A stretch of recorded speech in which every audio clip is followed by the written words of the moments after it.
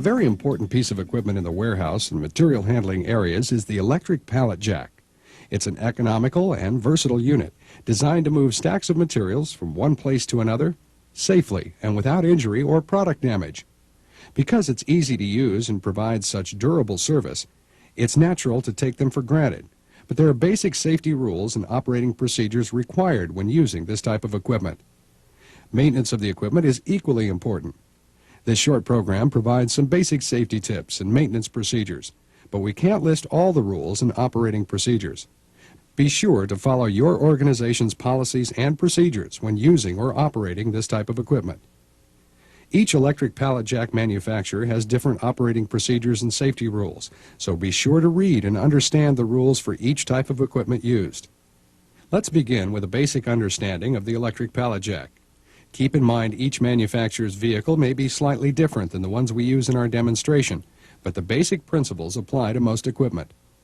The vehicle itself is composed of directional and speed control levers, horn, lift and lower, and high-speed controls, AT-bar support handle, battery, pallet forks for the load wheels and tires, a skid runner, rider platform, drive unit cover and steering, and brake control handles.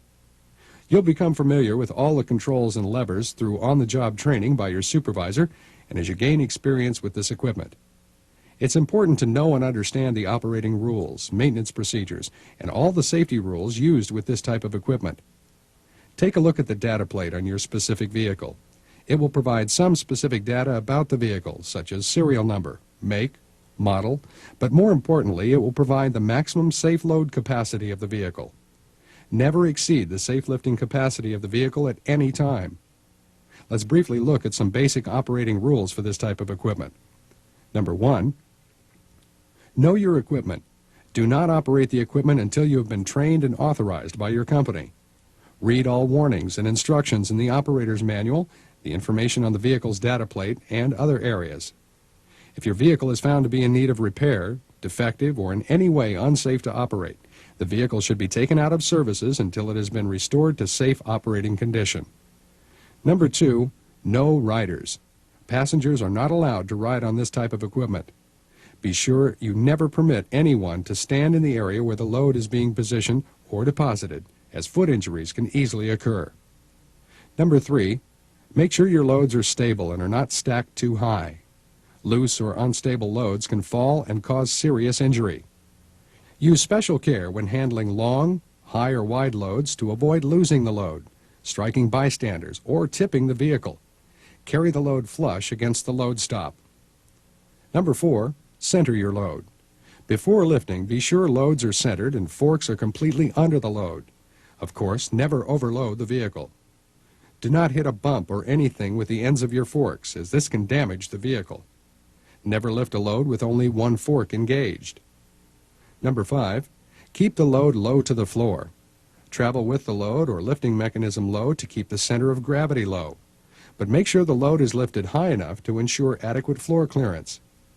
Never lift or lower the load while the vehicle is in motion. Number 6, avoid sudden movement. Start, stop, travel, steer, and brake smoothly. Use special care when traveling without the load, as the risk of overturning this vehicle is greater when unloaded. Number 7, exercise caution on ramps and inclines. Travel slowly and do not angle or turn on ramps. Always travel with the load downhill when using pallet jacks.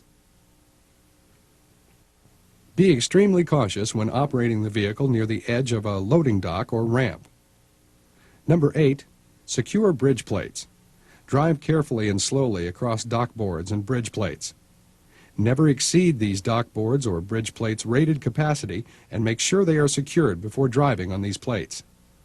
Number 9, do not operate this equipment with greasy hands or shoes. It's too easy to slip off the controls and create an unsafe condition. Number 10, come to a complete stop before changing directions. Number 11, continuing to operate either the drive or hydraulic controls in a situation where the truck or load will not move will cause damage to the electric motor. Number 12, do not push extra loads or other pallet jacks. Pushing another vehicle or extra loads is damaging to the vehicle's working parts. Never allow your vehicle to be pushed or towed by another vehicle. Should a truck become disabled and require moving, notify management for the proper procedures. Number 13, when traveling, keep your hands, feet, and other body parts inside the running lines of the vehicle. Always look in the direction of travel and keep a clear view of the path of travel. When visibility is impaired, operate the vehicle with the opposite end in the travel direction and use caution. Be careful of drive-end swing when turning while operating the vehicle in reverse. This could result in damage to material or equipment, specifically to the drive end of your vehicle. Another very important safety tip is to keep your feet away from the front skirt and rider platform when maneuvering the vehicle. Number 14. Before entering trucks or trailers, be certain the brakes on the truck or trailer are applied and the wheel chocks are in place. If trailers are not coupled to a tractor, supports may be needed to prevent upending or corner dipping of the trailer. Inspect the flooring of trucks, trailers, and rail cars for breaks and weaknesses before driving into them. Make sure you know the weight of the load and vehicle compared to the maximum load rating of the floor onto which you are driving.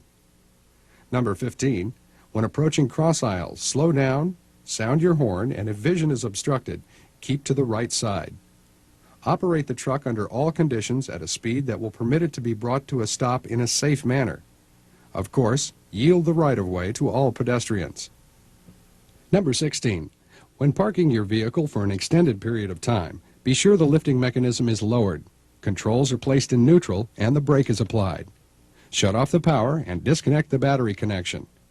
Keep your vehicle clear of exits and access to stairs and fire equipment, and don't block aisles. Number 17, speeding.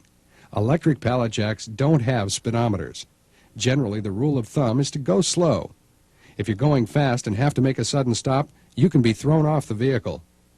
The vehicle appears to be lightweight. However, when you're operating the vehicle, it has a tremendous amount of force and weight, and if you run into a person or stationary object or another piece of moving equipment, the damage and injuries can be quite substantial.